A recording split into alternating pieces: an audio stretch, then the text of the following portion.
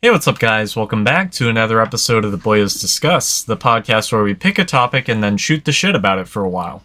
This week, we're continuing the spring, possibly summer at this point, of Swayze. Summer doesn't start till the 21st.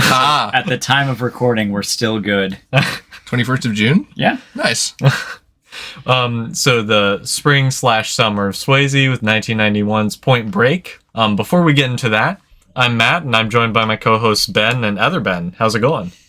It's summer now. Yeah. I have a white-collar job, so summer doesn't exist. Yeah. Well, we just talked about how it's not summer, but it's summer. Yeah.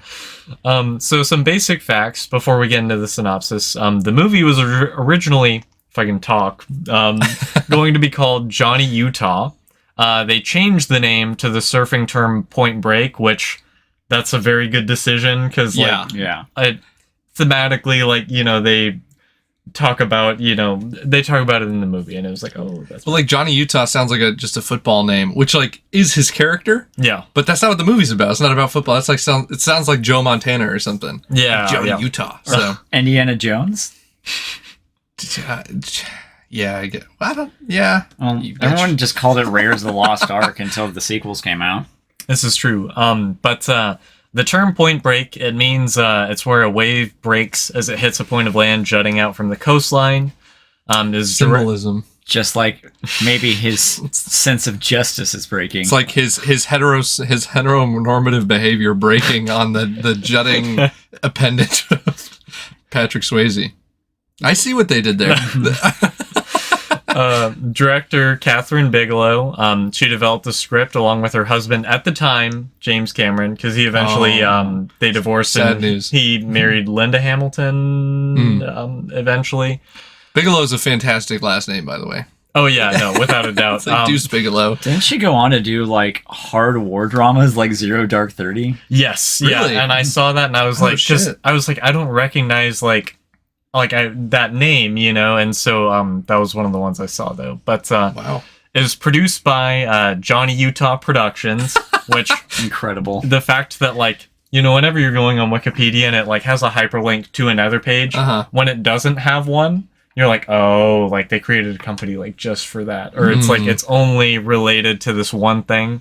It's funny. It was released on July 12th, 1991, and some of the other big movies that year, just for some context, were Terminator 2, Beauty and the Beast, Silence of the Lambs, and Hook. That's a good year. It's pretty stacked. Yeah. Right, yeah.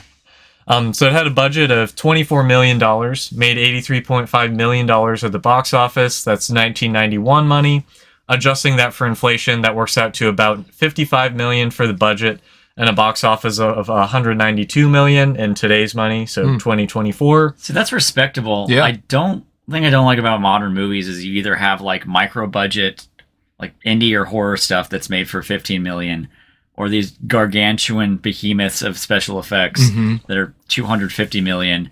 And it's it didn't make more money than God, so I guess it's a bust. Well, now it's all about the foreign markets, because these were just kind of for American. They deal with American things like the West Coast and surfing. That's American not a universal. presidents as the robbers, yeah. So now things are kind of curated to just be pleasing to the world and China specifically. So these huge budgets also get huge payback from that market. Yeah. So it's kind of sad to see that. You don't think they could have CGI'd it as the ex-chairman gang?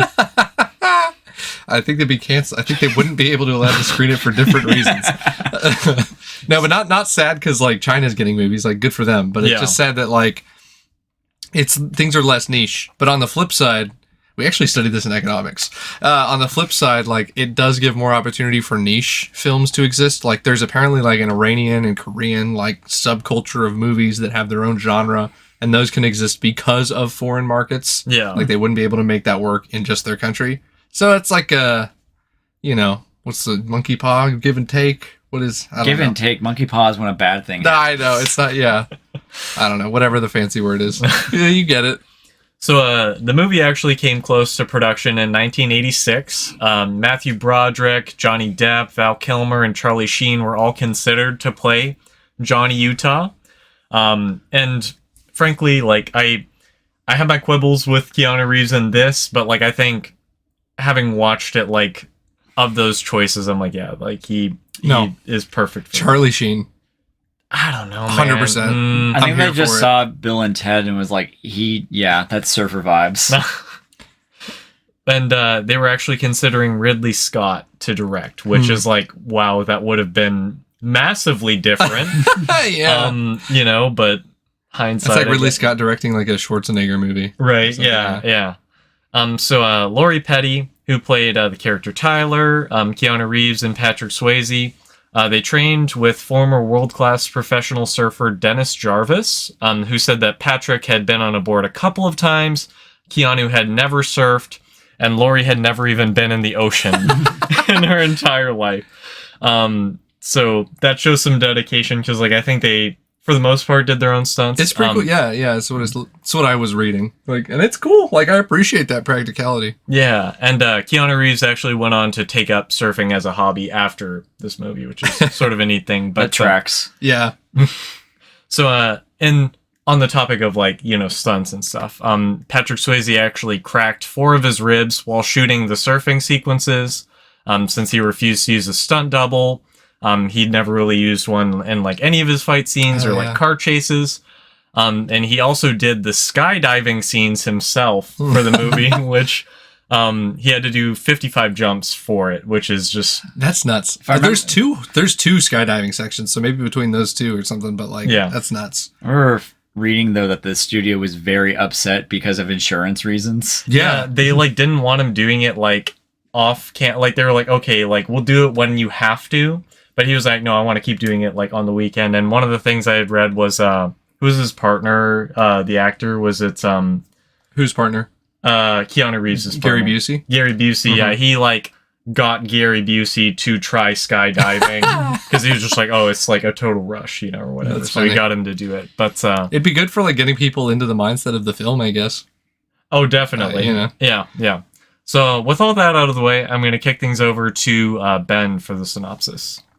Okay, so the movie starts with like a Terminator-style title card with like the letters coming in like Point Break, like, you know, in the Terminator intro, it's like dun dun dun dun, and then letters are crossing from other directions. And that's the connection with James Cameron. Yeah, I remember y'all put it on. And I was like, that looks like Terminator, and then I saw James Cameron. I was like, haha, I am a genius.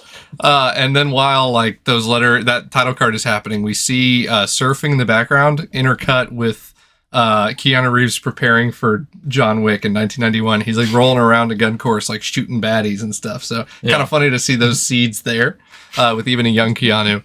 But after that introduction, there's an incredible long shot with like spectacular just movement and kinetic energy and like blocking by the actors and like moving in front of the camera, moving behind the actors. It's John C. McGinley and Keanu Reeves, like breaking down what's happening in the FBI, that they're like both agents in, and McGinley is like has the power dynamic and he's the boss, and Keanu's like listening to him. What, him being a dick boss? What a stretch for him. Yeah, he's literally just doing Dr. Cox. Right, yeah. But FBI Cox. And so they're walking through the office. McGinley's giving him shit, and he says that he's young, dumb, and full of cum. Oh, but so when me and Matthew watched it, it was free on YouTube if it was a made-for-TV cut.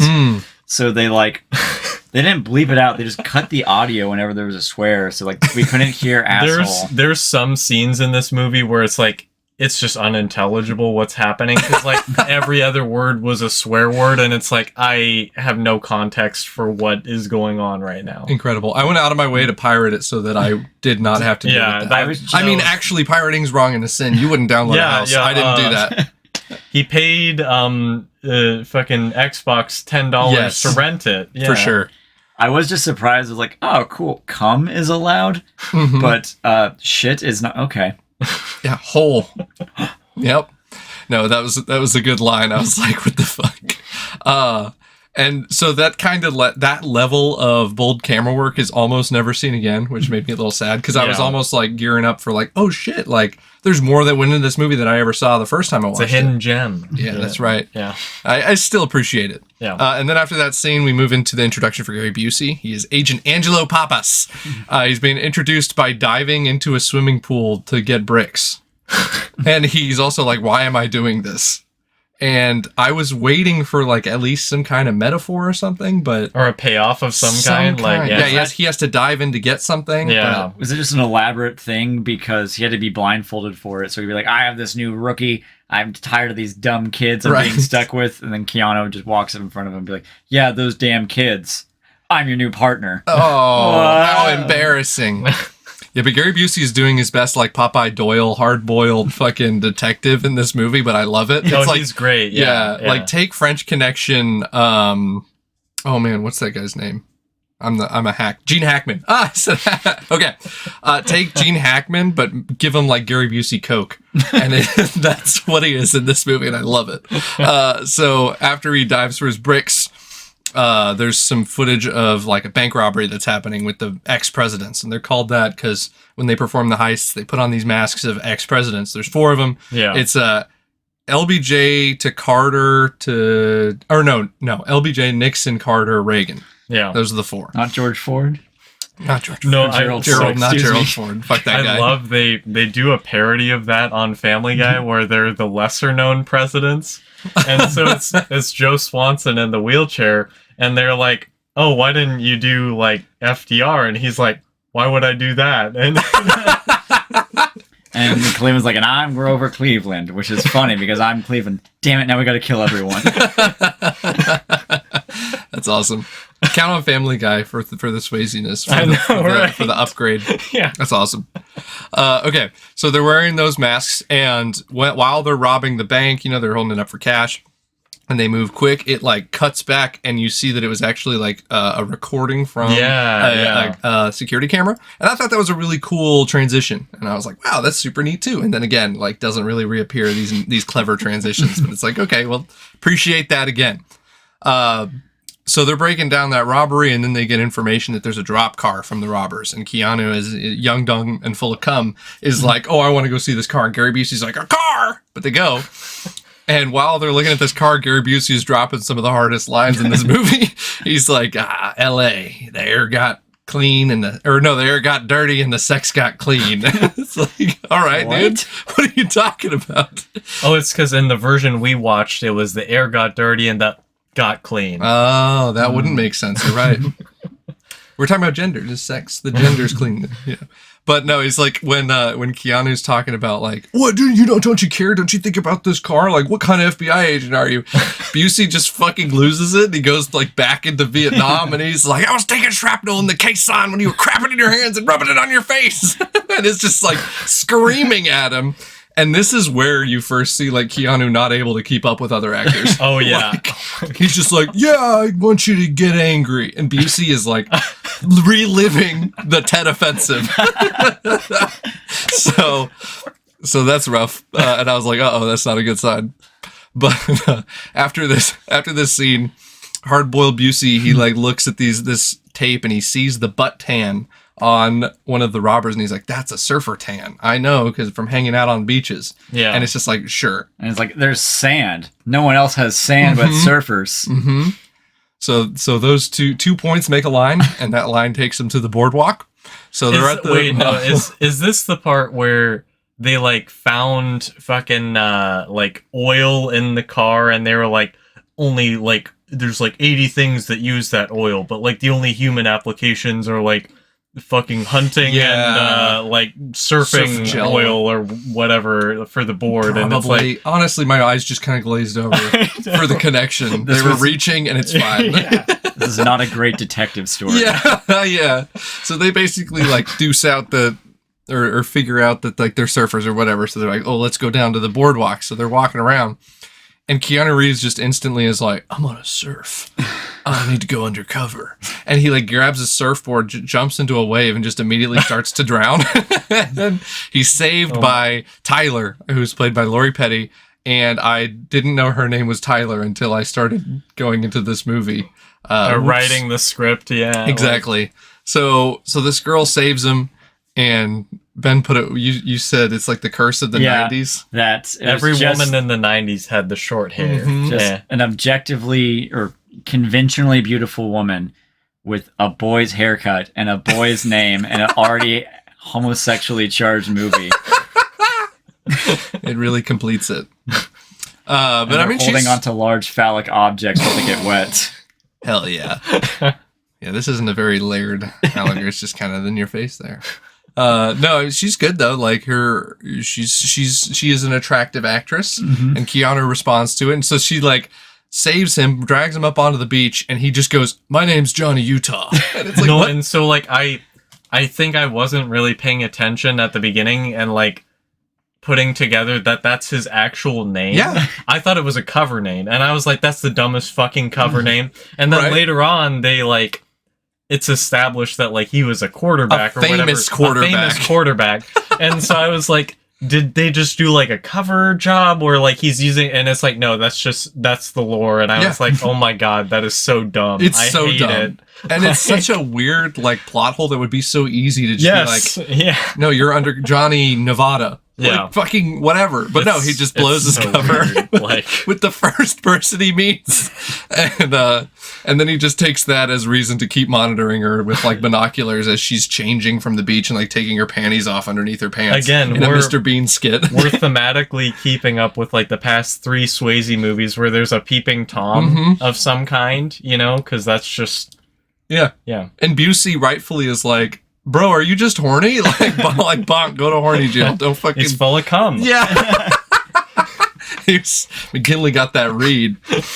Yeah, fucking, it's kind of weird, but he's just into this girl now, and that's where the movie's going. So he does some FBI research to figure out that like her parents died, and he uses that information to manipulate her into getting lessons out of her. He's like, I realized that I was only doing what my parents wanted me to, going to school, becoming an athlete, becoming a lawyer, becoming an FBI, becoming a lawyer. What was that last part? Lawyer? And I just, and she was like, I totally get you. I do know. Let's surf.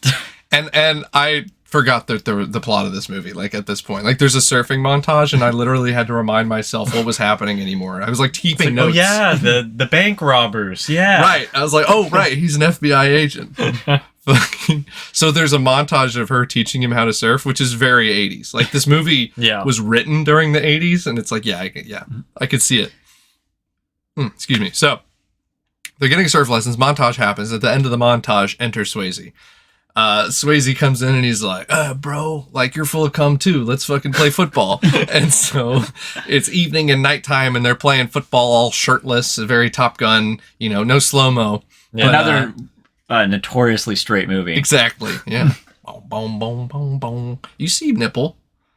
You see nipple in both movies, Top Gun and Point Break. Straight, heterosexual, just like Brokeback Mountain. But they're playing football at night, and like the lighting is done by all their Jeeps lined up, which is like actually what you would do at the beach. But I also think it's a really cool way to like get the lighting for the shots. Yeah. I was like, that's cool. And this is where we learn more of Johnny Utah's backstory of his real life that he's using with people blowing his cover. Yeah. Of like he played high-level college football as a quarterback, but got a crippling injury, and then he was like, I guess I should go into law. So my thing is like the fact that Swayze just like recognizes him. Like, I don't know, like that seems like a weirdly like, oh, you went to that one specific school and got injured in that one game, and that's why you're here. And it's like, it's weird. Yeah. Like, it's weirdly... I mean, like, for me, if Johnny Manziel, even though he's been out of it for a couple of years, if he tried to go undercover with a cartel, I think he'd get weaseled out pretty quickly. Yeah. What if he played into it?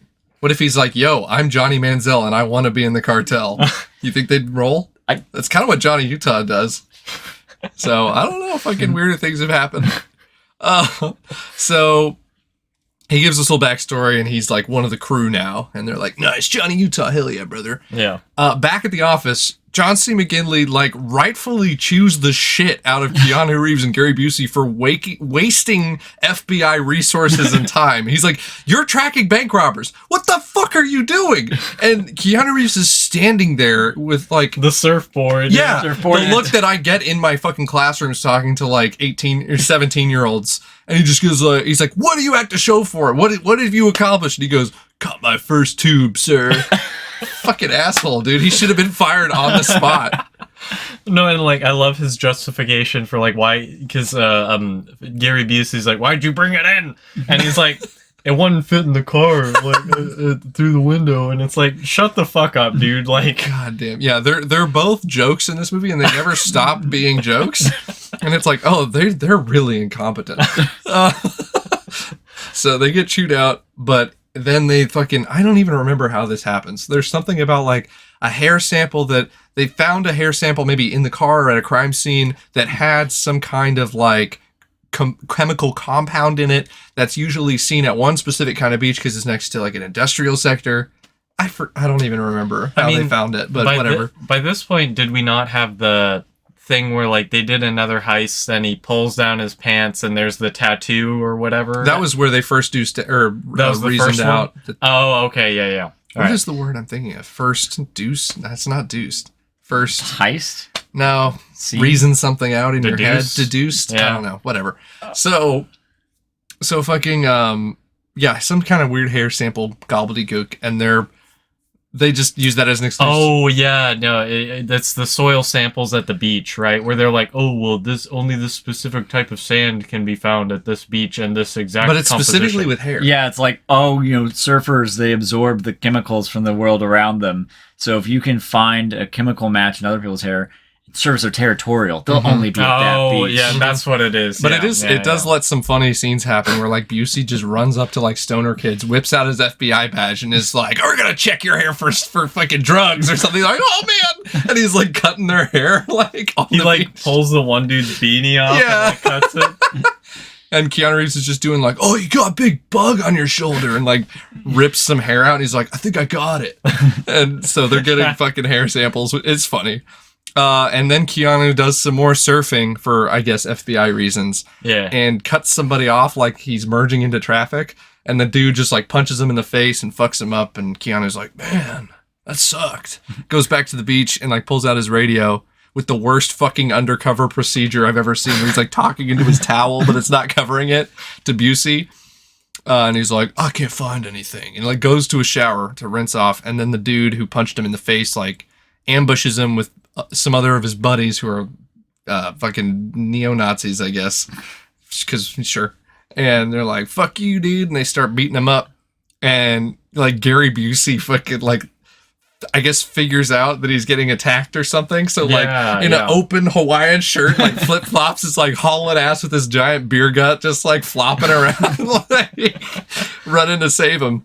But Patrick Swayze's there, and he steps in, and they fight. Like, Keanu and Swayze fight off the guys, and Busey busts in.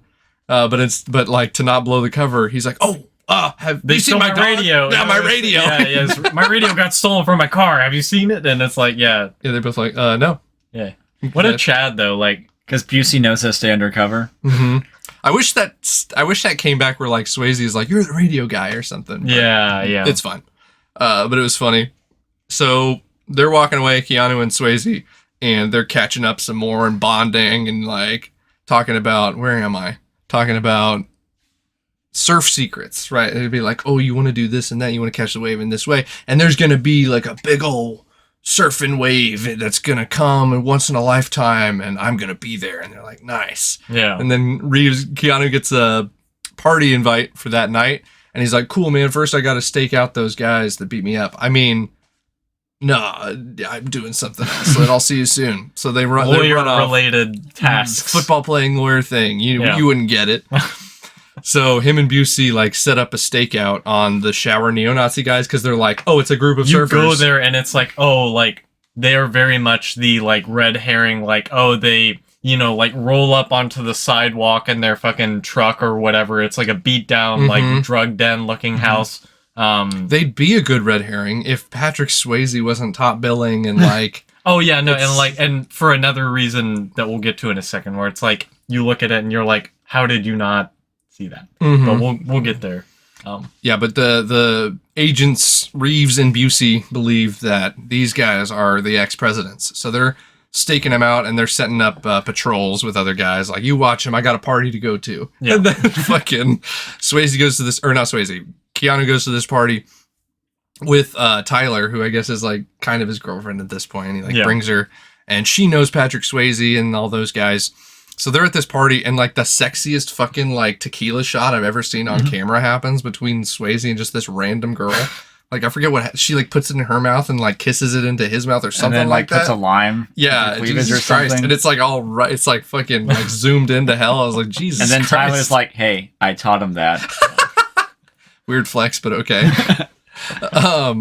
And then they're walking around. There's this scene that like caught my attention because it just kind of took me out of it. They're sitting around a bonfire and the camera's like moving from face to face, and then it just fucking just drifts like onto the brickwork and moves and then cuts from the movement. And I was just like, what the fuck was that?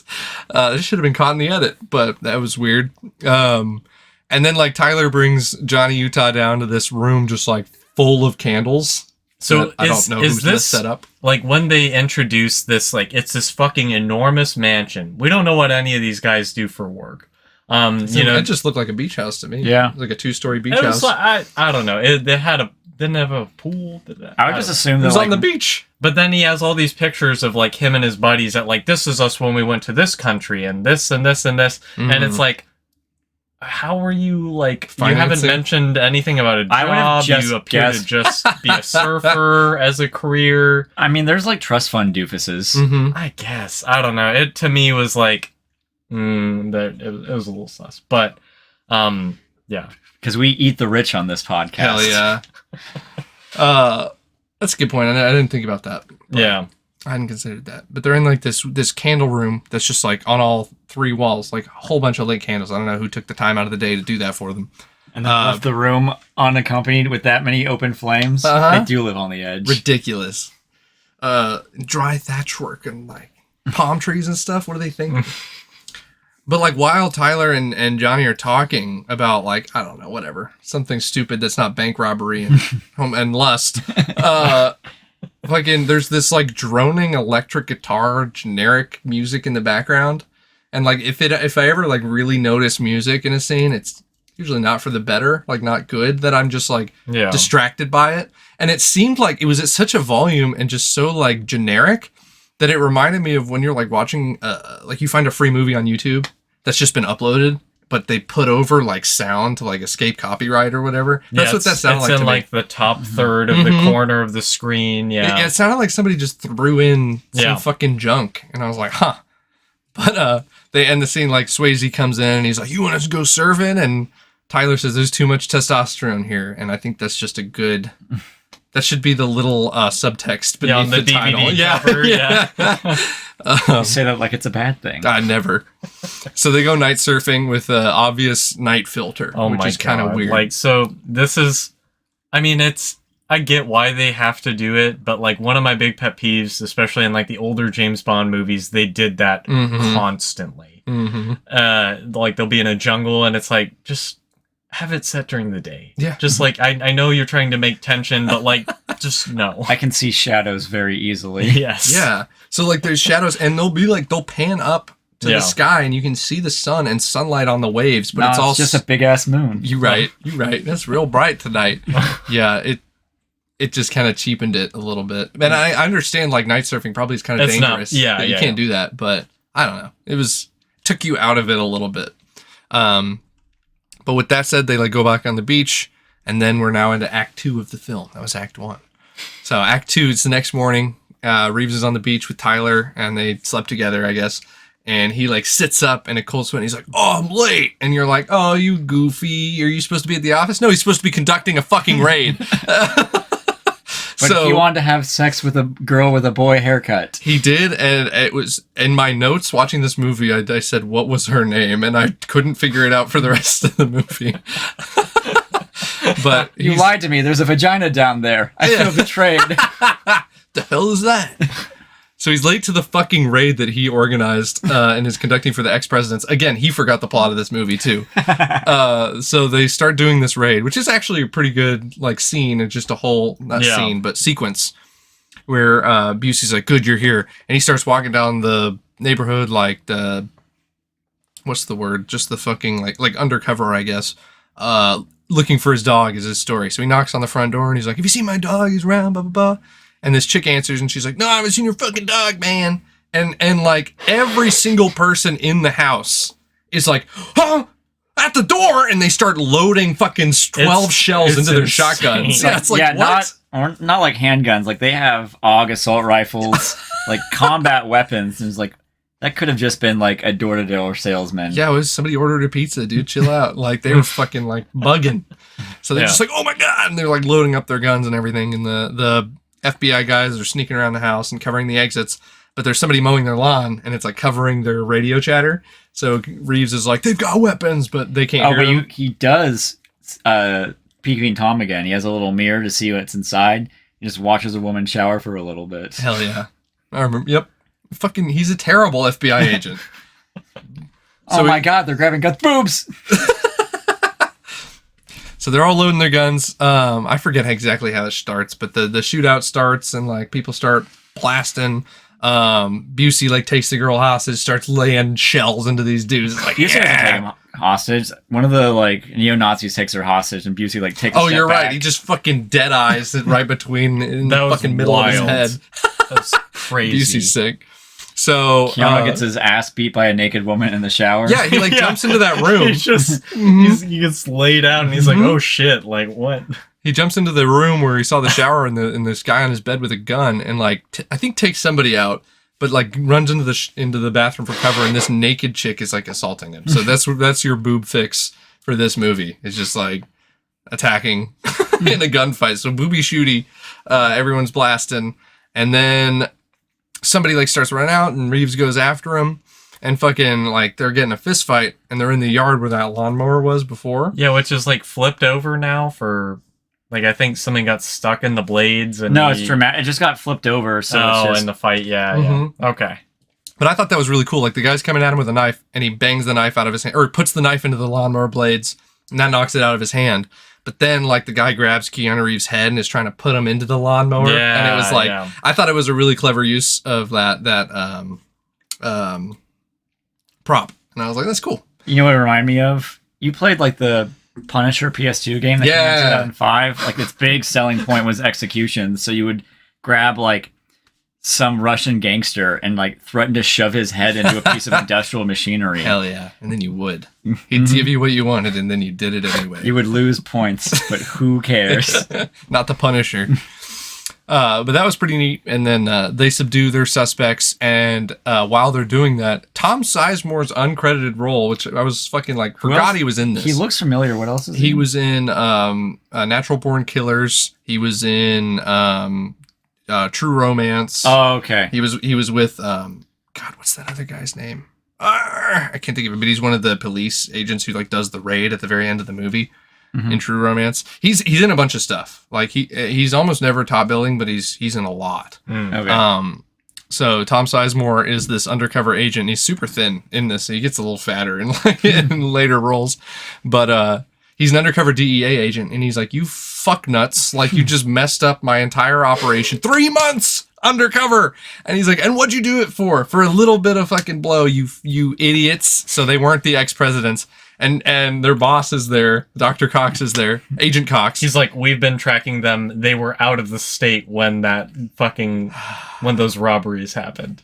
You bozos. They're terrible at their job. Yeah. And if I was Agent Cox, I would be acting exactly like he's acting. He's supposed to be like the stiff, and he's like, no fun, boss. But it's like, no, dude, you're in the FBI. So they get chewed out again for being idiots again. And then we get back to sexy surfing and sex and surf. And so Keanu is like, man, I'm going back to my girlfriend. Goes back to Tyler. They're surfing. And then, like, they're going back to the beach with all the guys that he had met with Patrick Swayze. And I think Tyler just offhandedly said something about, like, ghosts. And then it starts hitting Keanu, and he's getting this revelation, and everything's in slow-mo, and he's like, yeah. And then it hard cuts back to an earlier scene in the movie where Busey goes like, these guys are ghosts. So apparently that's the fucking, like, catalyst, which is stupid as fuck. The movie Ghost starring Patrick Swayze. Yeah, like, if a movie has to... not like if you're not realizing it with the character, it has to fucking throw up another scene from earlier to get you on board. That's not good. So that was fucking dumb.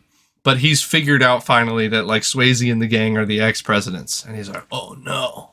So I forget what leads him to knowing that they're gonna hit like a specific bank?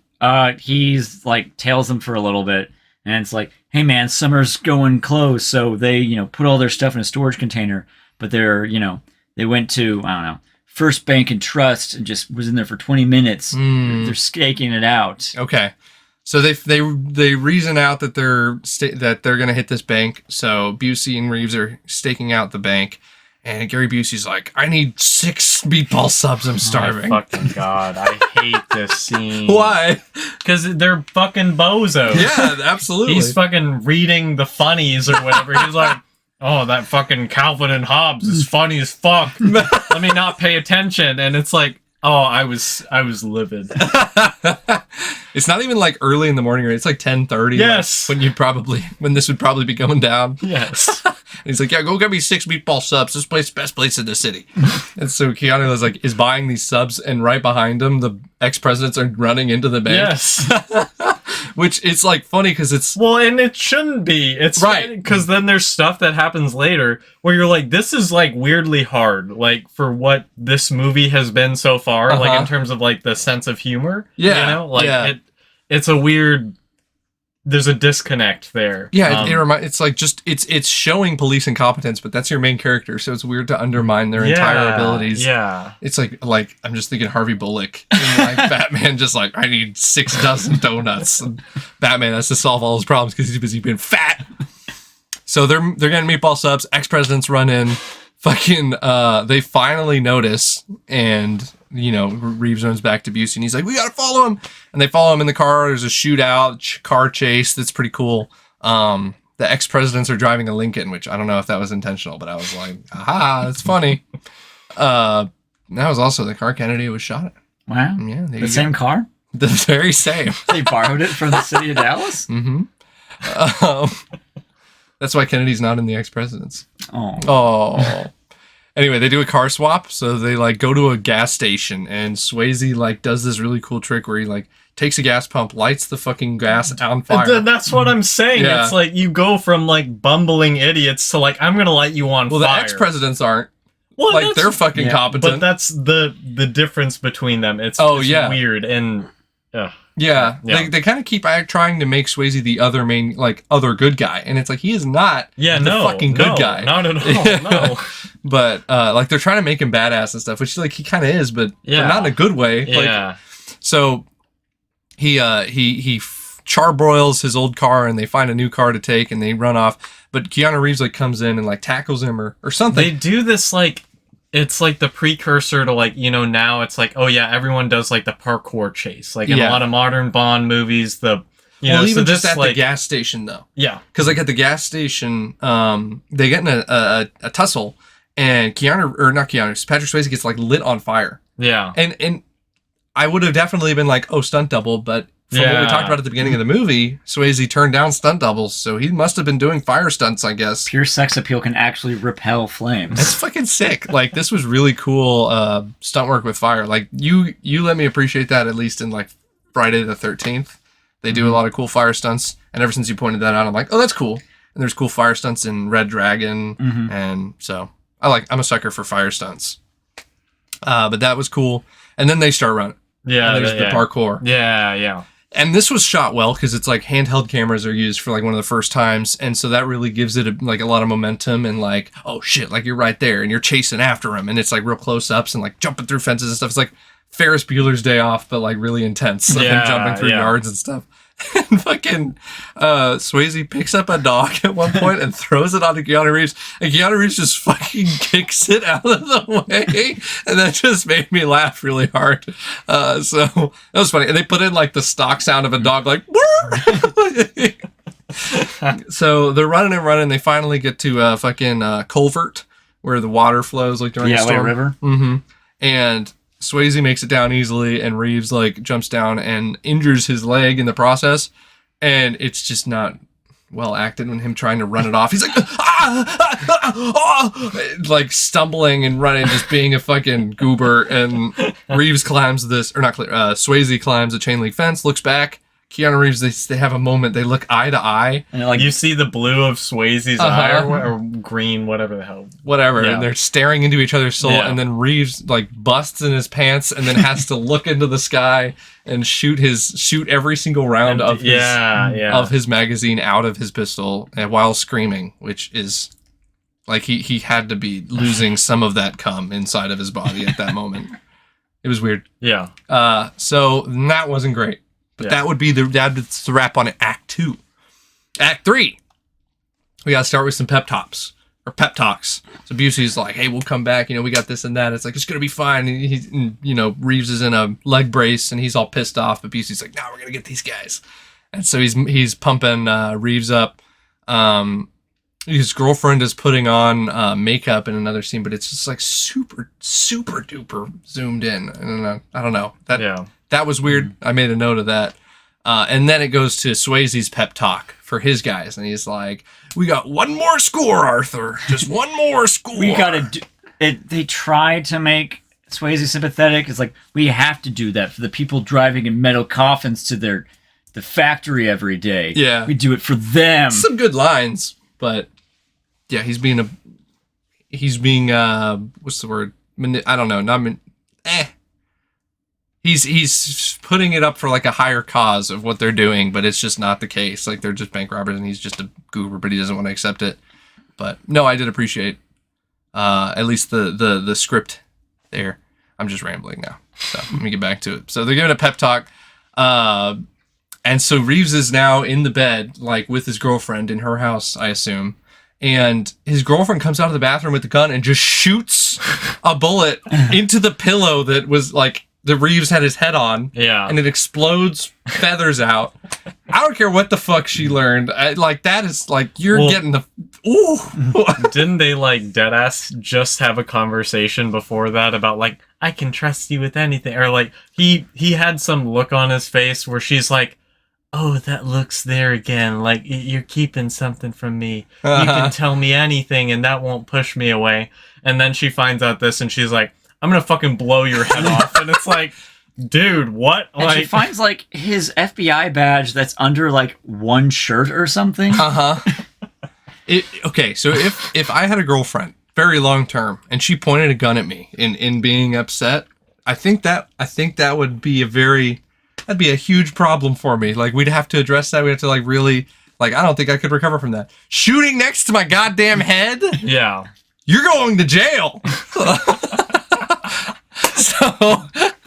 So that happens, and she's like yelling and upset about him for being in the FBI, and she's like, was anything you said true? Your dead parents? And he's like, no, but your crush on Patrick Swayze? I lied at first, but then it became real. Because that happens in every fucking movie ever. Yes. Ugh. So it's corny, and Keanu Reeves is not a good actor, so it's not done well. You really love me because I have a boy's name. That wasn't a lie. Grow your hair out. Swayze has a mullet that I like. Fucking no, so she's all poopy and leaves, and he leaves just shitty ass message on her answering machine. And just Keanu Reeves be like, hey, I'm sorry and I lied and it's gonna be okay and you just need to talk to me, man. Like it's just like not emotional at all. And as he finishes that, Swayze just busts into his room because now like Swayze has seen him chasing him after the bank scene. Yeah. So they like the cat's out of the bag. So they both know it, but they're not talking about it directly.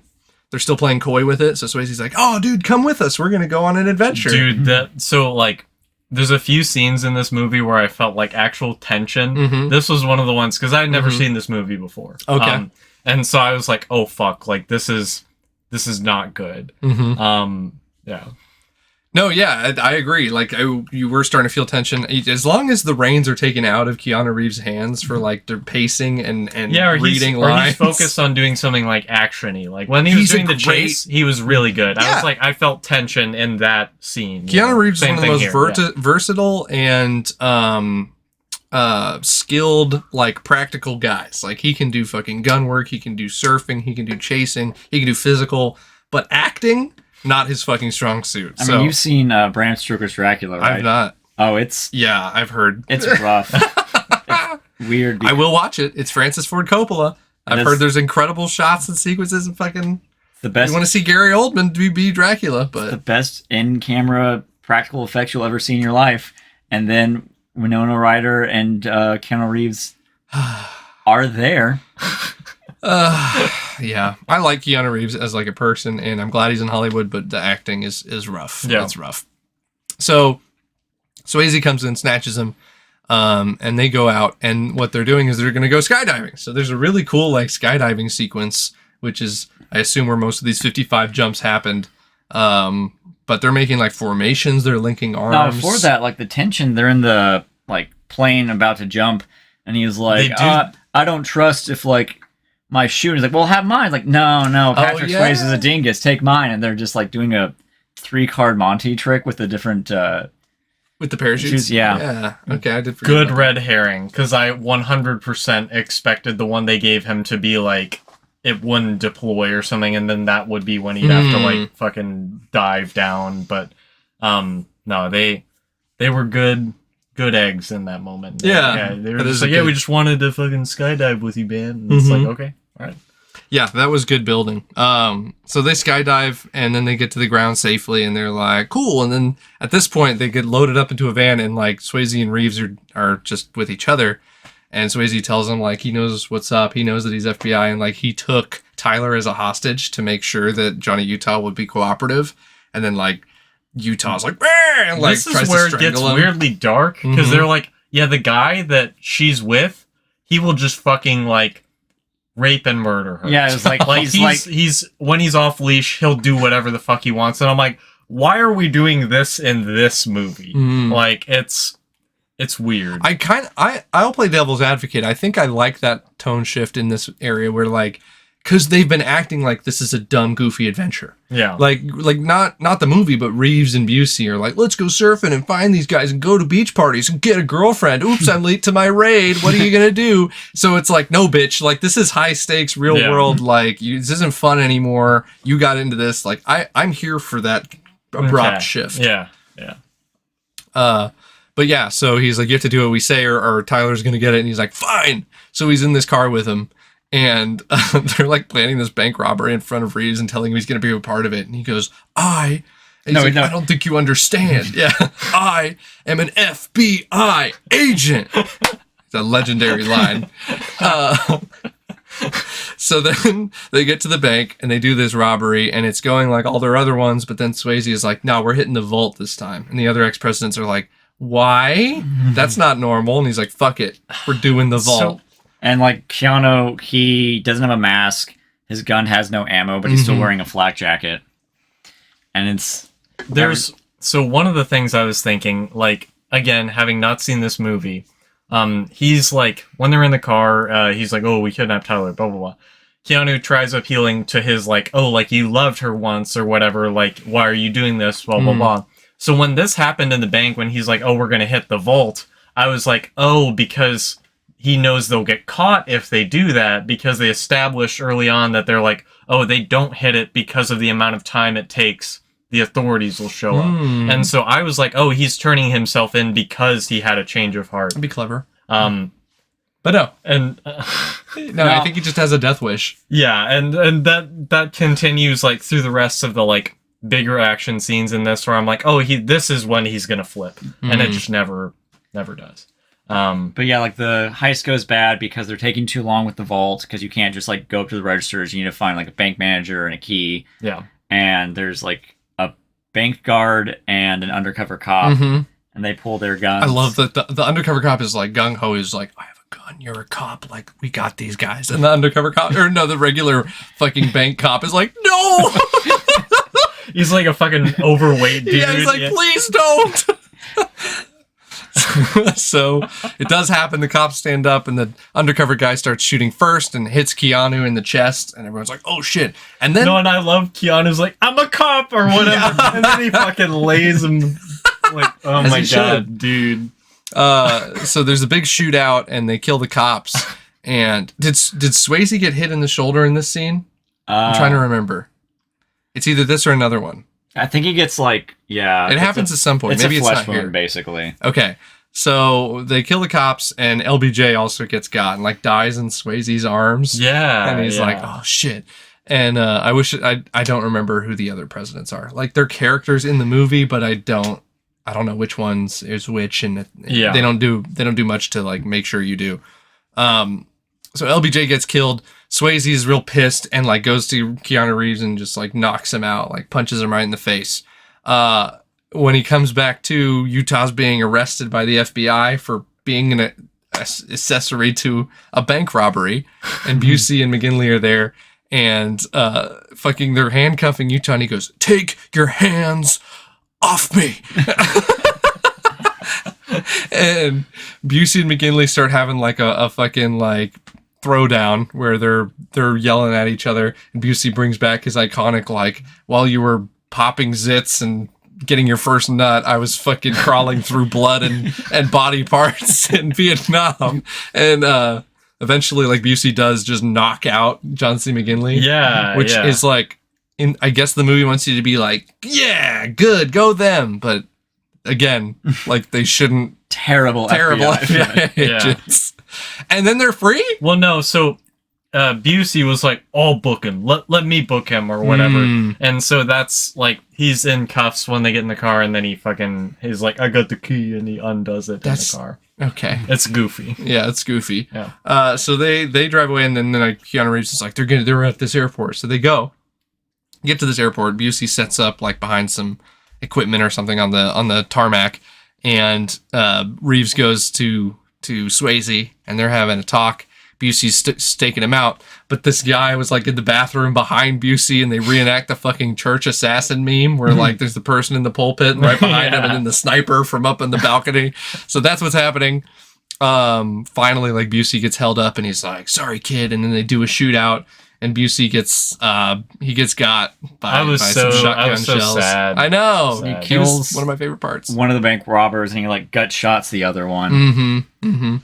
And did we talk about like there's the scene in the bank where Keanu Reeves gets shot, and he has the fucking flak vest? And that's why I was like, another reason I was like, oh, he's gonna flip now, because like he gave him the vest so that he wouldn't get hurt, but then yeah, you're right. Yeah, that's weird. There's a lot of like little Weird seeds setup. like that, and then just nothing. Yeah. Yeah, that's why Keanu Reeves was fine after being shot in the chest. He had a little vest. Yeah, he had to do the movie thing where it just rips open his shirt. It's like, ah! Look at him. They caught the rounds. Wow. So Busey's out. No more. They abduct Keanu Reeves again. And like at this point, like Patrick Swayze has definitely been shot, but it's just like not. When he's got that other dude with him who's like fucking bleeding out in the plane, and oh my god! Yeah, he's like, "I'm cold, Patrick Swayze." That's because you're losing blood. You're bleeding to death. Don't listen to a man. Yeah. Yeah, Reeves is just talking like fucking Johnny Utah, just talking shit to the dying guy. Is like, "Yeah, you're gonna die, brother." And Swayze's like, "No, shut up." But they abducted Johnny Utah again, put him in the plane, flying up in the plane again. They're going to do another skydiving scene.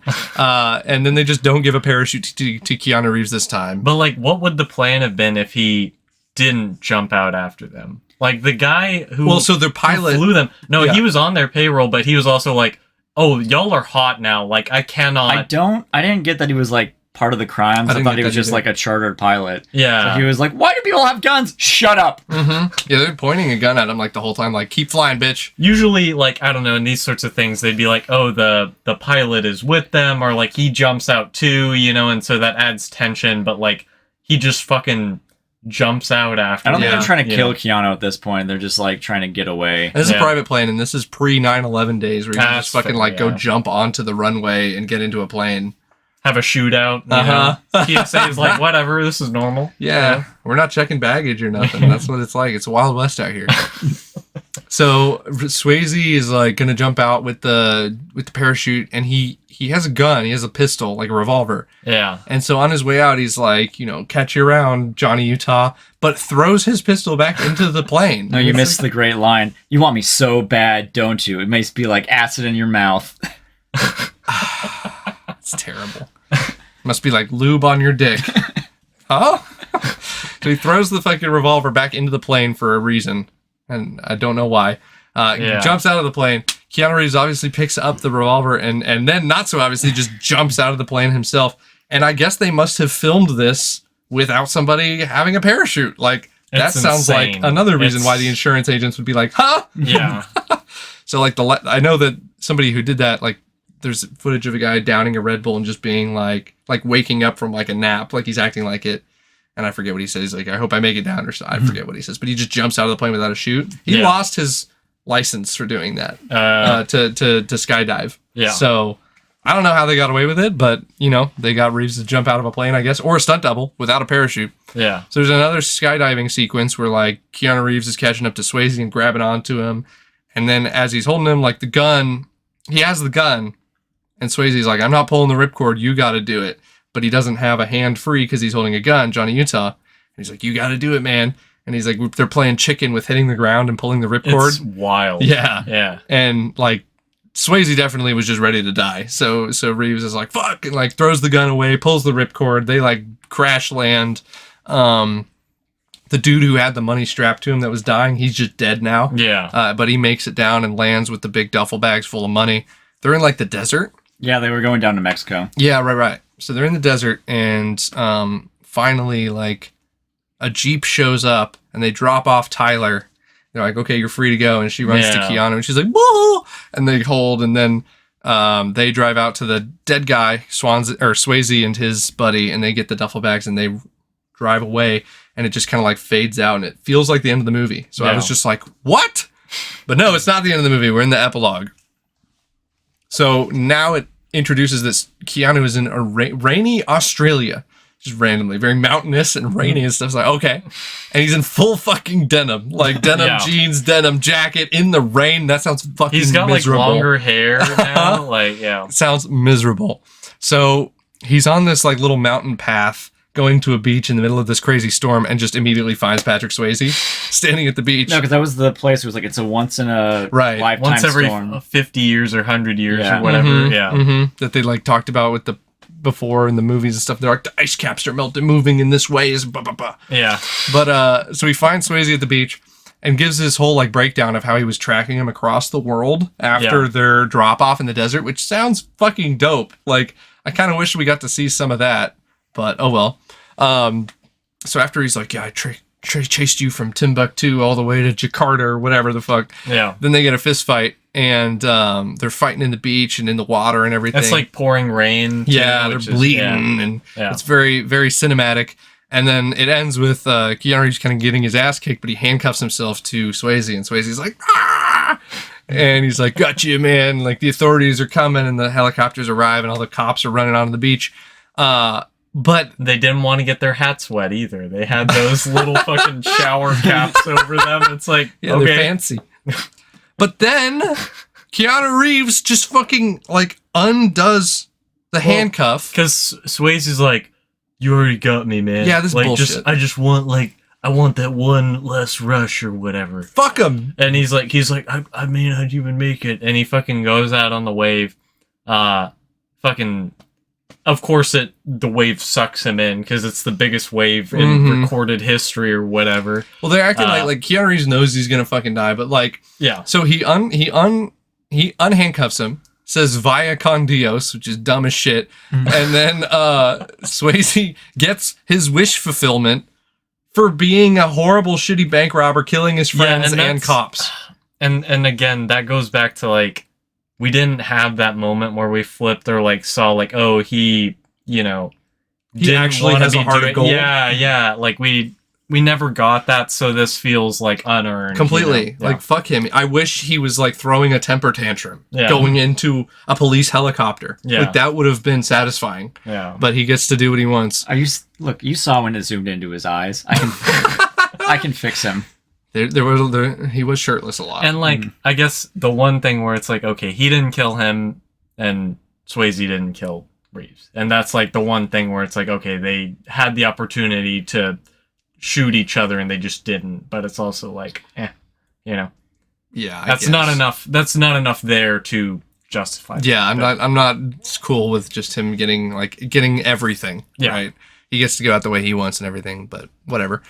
So finally, like, he gets sucked into the wave. The authorities are like, where'd he go? And fucking Keanu Reeves is just walking away, pulls out his FBI badge, chucks it into the ocean, roll credits. Fucking, that's an ending. Yeah. Just little things like somebody picked up Patrick Swayze like in the desert. Yeah, like, he still had somebody of the ex-presidents. Like 2 of the ex-presidents died. No, all 3 of them died. All 3 of them died? Yeah. Okay. The guy who picked him up, that was the person who was holding Tyler hostage. And he's saying that, like, he died in a knife fight in a Sonora bar. Right. Yeah. They have, like, just a throwaway line. Yeah. Okay. Oh, and then, like, there's no follow-up on Tyler either. Yeah. She's just released as a hostage, and then that's it. Like, I wish he, like, maybe showed him just for, like, a minute or 2 in a hut with her and being like, hold on, I gotta go do this. Yeah. Like, something. But I don't know what happens with her. There's not really closure with her for being one of the biggest parts of the movie. Yeah. But it was never about her. So, with the synopsis wrapped up, I missed this question at the beginning, but had y'all seen this before, or? I saw it in Ben's apartment in, like, college. Mm-hmm. And I think that's probably where I watched it, too. But I'd heard, like, I was on an 80s action kick from people that I worked with recommending movies, and they were like, well, you gotta see Point Break, too. And I was like, okay. So I watched it, and I was like, that was a little goofy, but okay. Not bad. Yeah, so, I mean, I had said before, like, I'd never seen this. I had no idea what it was about. So it was very sort of, like, jarring going in with no expectations. Like, did you know Point Break is a surfing term? No, I didn't know that either. Okay. Yeah, so, like, and one of the things I was sort of, like, blown away with was, like, you know, because we've seen Swayze as, like, a hero or, like, the main character in the movies we've watched so far. So seeing him as a villain, it's like, I don't think they had enough for him to do necessarily, like, in terms of, you know, having him be, like, super layered or interesting, but, like, I enjoyed his performance. Like, I was saying, like, That's a really cool... Sorry, did you finish? Oh, no, that was... Yeah. It's a really cool tactic sometimes that's used by directors to be like, I'm going to cast a really good goody two-shoes as my villain.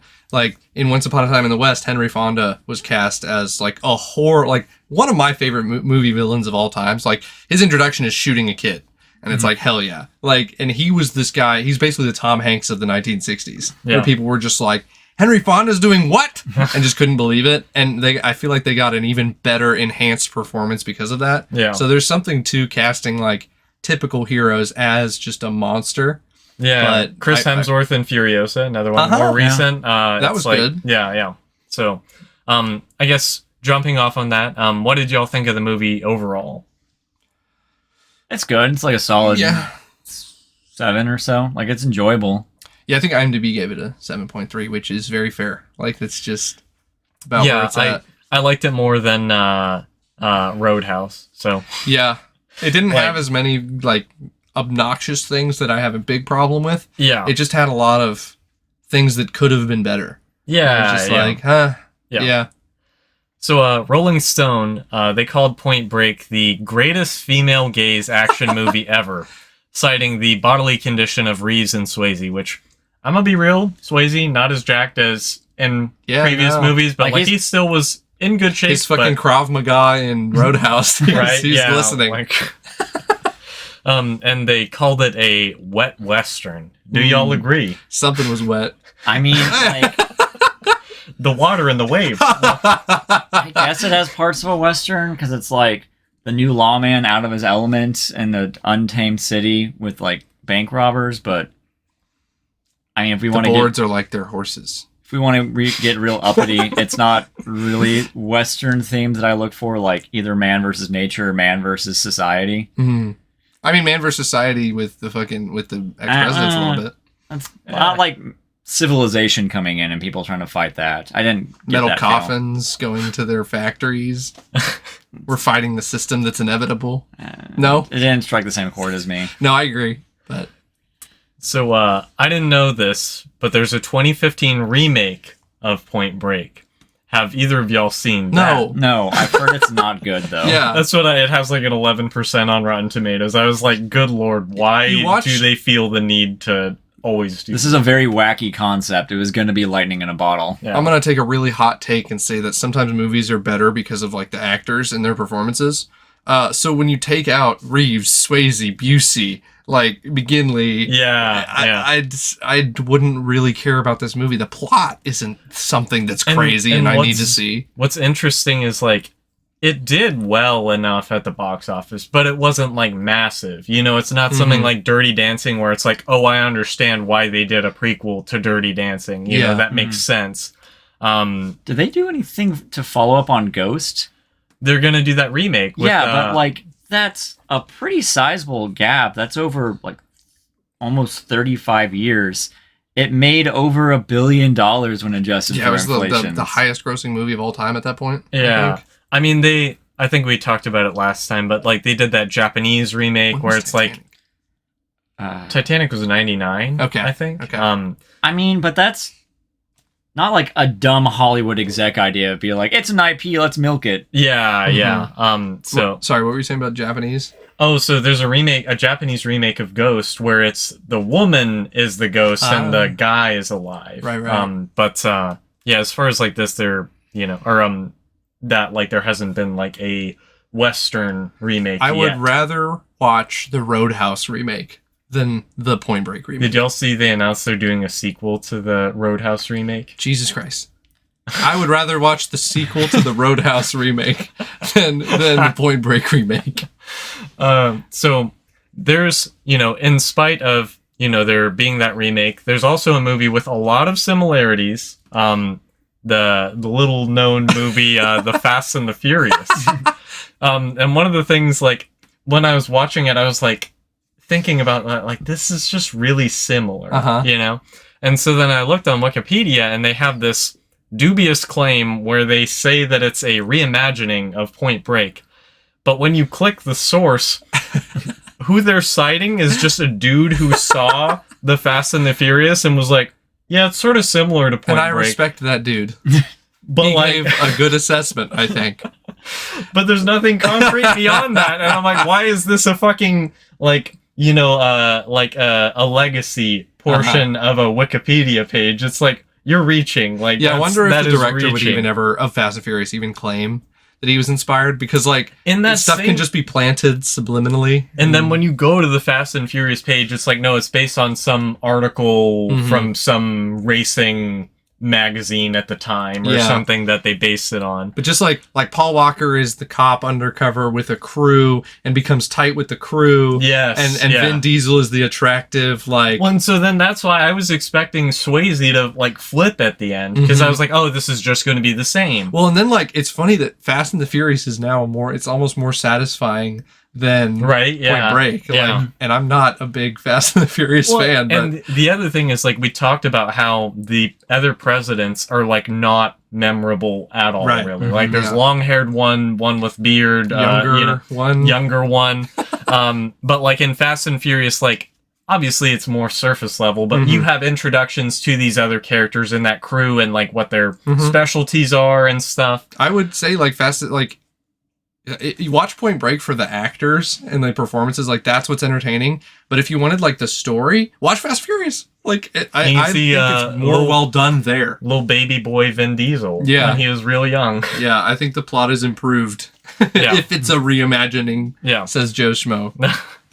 So, how would y'all rank the Swayze-verse of movies that we've watched so far? Top would be Dirty Dancing. Then Ghosts, then Point Break, Roadhouse, Red Dawn. You like Point Break more than Roadhouse? You seem like you really like Roadhouse. I mean, part of it is, like, I like Spectacle as much as the next guy, but, like, Point Break has that, and after a while, goofiness just it becomes a negative. There's too much of a good thing. Yeah. Although, if only Patrick Swayze had that absolute devilish charisma of Brad Wesley. What was the character's name for Patrick Swayze in this movie? Do any of us know like that? Bodhi.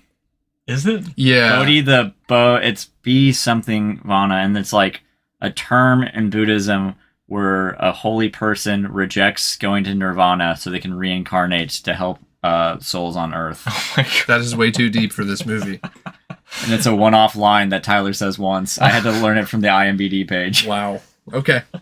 Yeah, I wouldn't. You stumped me. I would not have known his name. And I wrote the fucking synopsis. Well, and that's the thing is the whole time it's like Swayze this, Swayze. Yeah. And yeah, I thought that was funny. But how would you rank them though? I'd say Dirty Dancing to Ghost, and then like I think Point Break is a better, more entertaining movie than Red Dawn. But I'd put them really close. Like, Yeah. I'm just like, how much do I want to rewatch Red Dawn versus Point Break? Probably about the same. Yeah. I'd be like, fine, I'll watch it again. But I wouldn't be upset at it, but it wouldn't be my first choice. So I'd almost put them neck and neck. I guess it maybe Point Break inches a little over because the performances are a little more outrageous, which is fun. And the stunts are really cool. So I guess Point Break to Red Dawn to Roadhouse. Yeah. So for me, I'm the outlier. I'm Ghost number 1, Dirty Dancing. Then I would put Point Break, then Red Dawn, then Roadhouse at the bottom. So, We're the same. We just flip. yeah. Flip Ghost. Yeah. But do we have any other sort of like final thoughts before we wrap things up for this episode? I mean, it's summer out there. Grab a surfboard, find some cool friends, and start robbing banks. I'm really, really interested to see the next, like, where I'm going to rank the next movie because I really have no fucking idea. Like, it could be great, and I could really enjoy it a great deal, or it could just be a hot mess. Yeah. Like, I really have no idea. Yeah. So that's going to do it for today's episode of the Boyos Discuss. If you enjoyed the podcast and you're listening on YouTube, we'd really appreciate it if you'd like the video and subscribe to the channel. We'll be wrapping up the spring/summer of Swayze next week with 1995's To Wong Fu, Thanks for Everything, Julie Newmar, which... Yeah, that's a mouthful. I had a stroke writing that out. Fucking what the hell is that? Look, if you haven't heard of it, I didn't either until we were halfway through the season, and then Ben was like, let's have a 6th one. I've had to... We've talked about this movie a few times, and every time I have to re-look it up to be like, what is it? It sounds like a fever dream, and none of us have seen it, and Yeah. I'm just so excited to, like, dive into that. Me too. So, and hopefully that will be actually next week, because it's been, like 5 weeks? A busy boy. Yeah. It happens, but anyways, guys, until next time. We've always had each other's backs. Like when we used to rob banks in lesser-known presidents' masks. All right, remember to tell everyone who did this. Who are you guys supposed to be? Oh, come on, I'm James K. Polk. He's Millard Fillmore. He's William Henry Harrison. First president to die in office. You should have been FDR. Why? Because of the, The wheelchair doesn't define me. And I'm Grover Cleveland. It's funny because my name's Cleveland. Oh, damn it, Cleveland, now we gotta kill them all. This guy gets it first.